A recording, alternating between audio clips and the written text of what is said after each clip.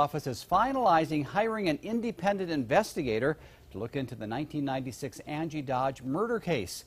Since he was convicted of the murder, various advocacy groups have questioned Christopher Tapp's guilt.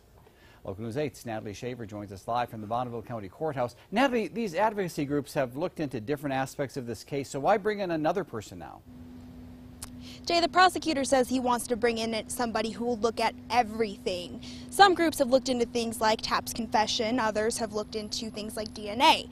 The prosecutor says this investigator will look at all of it. There's been court after court that has reviewed this case.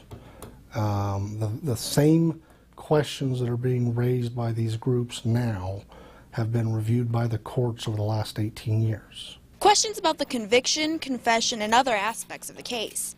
The prosecutor says this investigator will bring in a fresh look at the case. He says these are things that have already been looked into. To instill in the public confidence in what's been done. He isn't the only person supportive of this outside investigator coming in.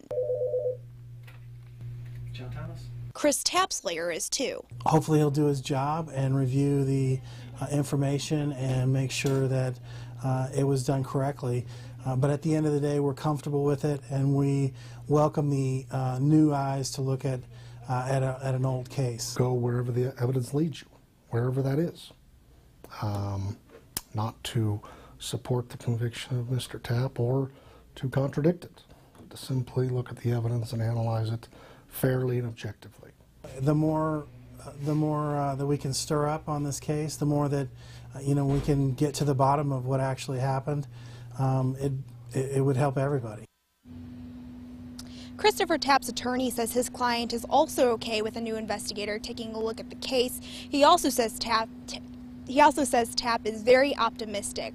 Reporting live from the Bonneville County Courthouse, I'm Natalie Shaver. Thanks, Natalie. The new investigator is expected to be announced later this week.